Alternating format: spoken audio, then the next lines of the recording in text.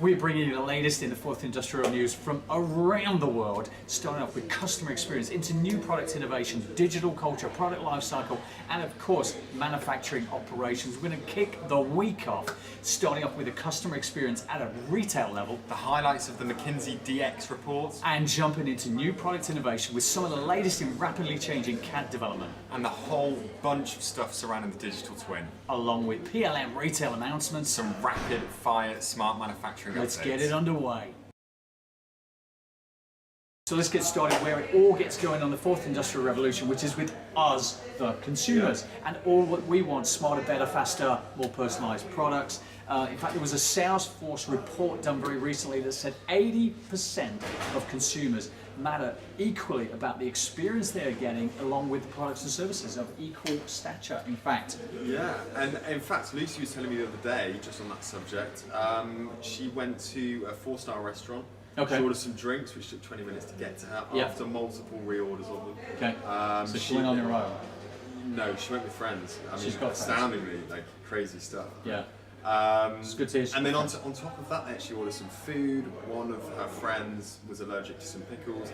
They told the restaurant still served them with pickles. Ouch. And then they tried to complain, and the restaurant effectively, rejected their complaint, and there was just a whole, it's so just she's not got good. one less friend. So she's got one less friend. Okay. And sad. she's probably never going to go out for a meal again.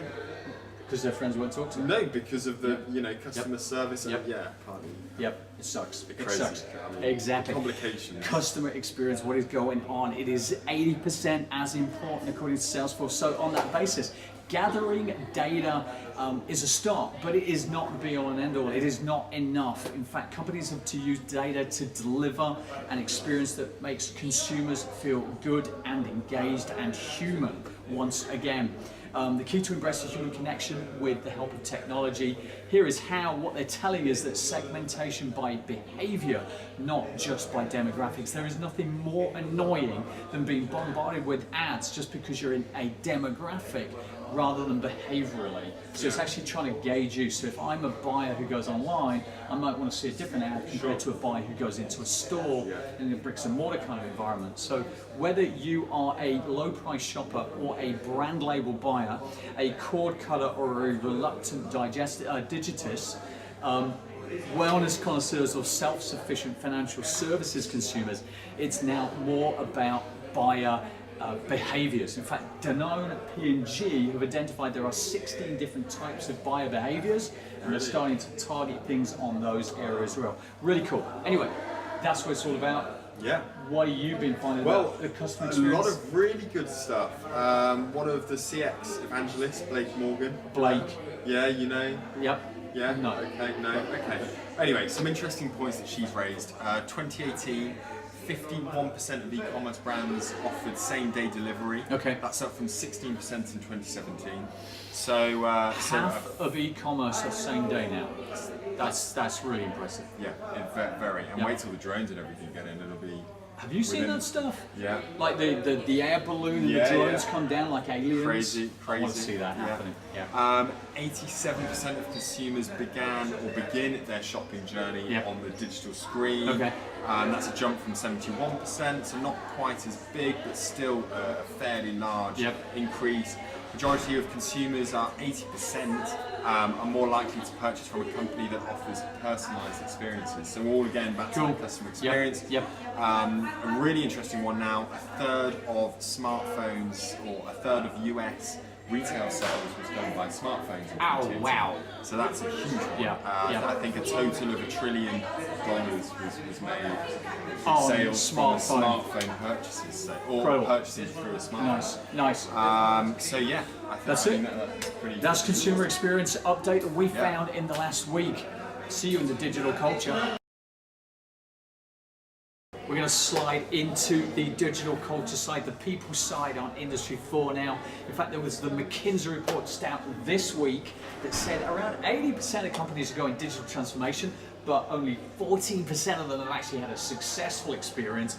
In fact, only 3% have managed to sustain that successful experience. So what they did is they pulled those 3%, those 14% together to come up with what has been working for them compared to the others. They found 4 main things. First up, it was first responders who have the greatest level of success are focused ruthlessly around a handful of digital themes tied to performance outcomes. Secondly, in defining their scope, these organizations will boldly establish enterprise-wide solution efforts and build new businesses out of these new revenue streams that are coming together. Thirdly, creating an adaptive design that allows the transformation strategy and resource allocation to adjust over time. And then lastly, which kind of fits in with that, which is an agile approach. So take some risks, don't fear failure, and move at speed. That's the way to succeed in digital transformation. Yep. So this week I've been looking at quantum computing. Really interesting stuff. Ultimately, it's been the comparison of how quantum computing works, and the quantum computing uses zeros or ones, and the option of zeros and ones. So it's literally quadrupling the speed. Yeah, exactly. Which is what we need for the digital twin to pull in all that data at speed. A lot more capacity, you bet. A lot more capability as well. So. Bring on the digital twin, in other words, what we're saying.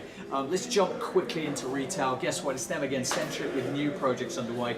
Chinese underwear manufacturers Weiji, or Huji, I'm not sure, I'm really sorry, but Huji's, something like that. Volcom is a global apparel brand rooted in skate, snow, surf, music and art.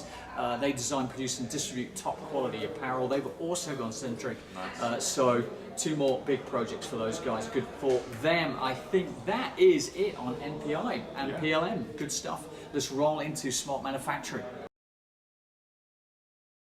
We're sliding into smart manufacturing now, where in the oil and gas sector, ABB and Siemens are competing with each other, because what's going on is they're trying to take platforms below the surface, IoT enabled, to use from compressors and separators closer to the wellhead for safety and power efficient ways. But what they've got to do is take power stations below the water. So Siemens and ABB are in a bit of a race to try and get the power stations below the water. Water and electricity.